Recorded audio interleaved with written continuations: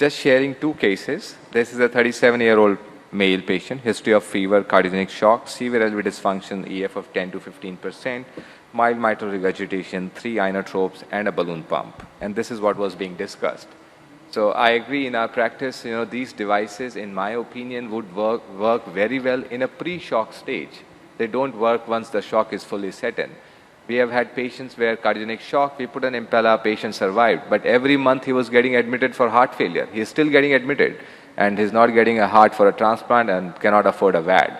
So I don't know how much good we are doing to these patients. At least we are sending them out of hospital, but recurrent admission. So here's the systolic blood pressure of 90/70, right heart cath, RV, RA, PA saturation, and heart team and critical care meeting happens. So look at the femoral angiogram, and I think this tells us that patient is in severe shock and generalized vasoconstriction in a 37-year-old patient. So we decided to upgrade the hemodynamic support. We decided to put this patient on Impella CP, and the discussion was also about a VA ECMO. But as a team, because the LV is very low, we didn't want to increase the afterload. We did a subclavian angiogram, found out the right spot, a percutaneous access, and Impella CP was put in place, LV crossing, measured the LV EDP, over an 8-wire placement in the ventricle, and Impella in place. This Impella, as was being highlighted by Dr. Mamas, this stayed in place for almost 3 to 5 days. Patients recovered, and this was a case of a viral myocarditis requiring a high-grade LV support just for the recovery. But coming back to the topic, PROTECT PCI, 80-year-old male, severe COPD, ACS, non-STEMI, EF of 30%, thickness preserved on echo, cardiac MRI suggestive of viable myocardium, no mitral regurgitation, and a surgical turn down. I'll play the angiogram. This is a right dominant coronary artery, some disease in the mid-RCA, and some disease in the distal RCA, and a calcified plaque. And you can see the distal LED filling retrogradely from the RC angiogram. This is the left main angiogram. You can see a left main trifurcation lesion, Medina 111 classification with a calcified. Again, mid-LED, total occlusion. The distal part of the LED was filling retrogradely from the RCA. A diagonal is involved, and again, a 111 bifurcation lesion of mid-LED diagonal.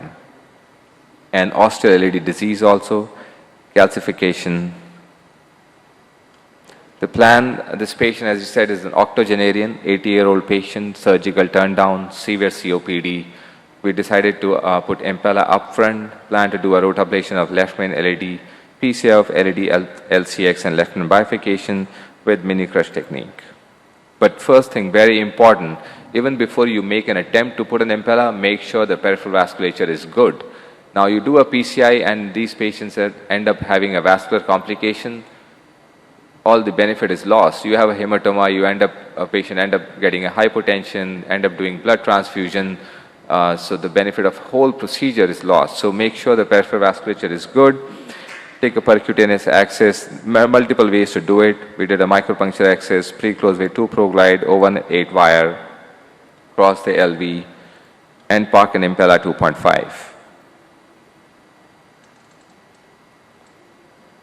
Now there's an Impella Smart Assist which also gives us cardiac output on all other measurements. And do a cine and keep it in mind to look at the position of the Impella.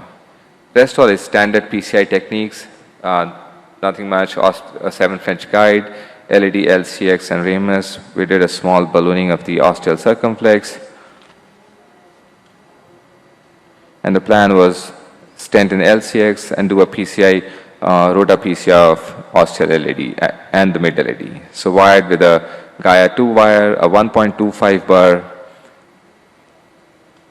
The other benefit we have seen using these devices is it prevents the slow flow when there is a long atherectomy which is being done.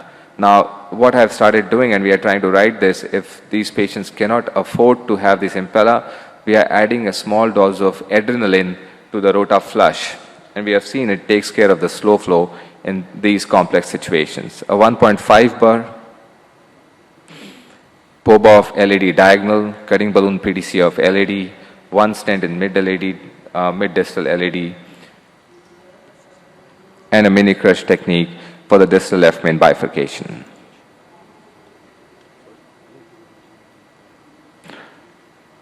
This is the final angiogram. You can see the distal LED is diffuse disease, but all the septals are flowing.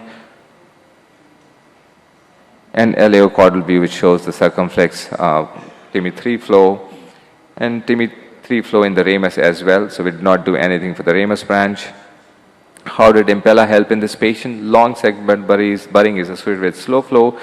Impella prevented it by improving the coronary perfusion pressure. Coronary perfusion pressure, as we all know, depends on the LV-EDP and the mean arterial pressure. So this decreases the LV-EDP and increases the coronary perfusion pressure. It allowed us to complete the revascularization of this patient, and very important, this is also we have seen in patients who have borderline kidney functions, 2.5, creatinine 2, LV assist device, Impella also protect the kidneys. Thank you very much for your kind attention.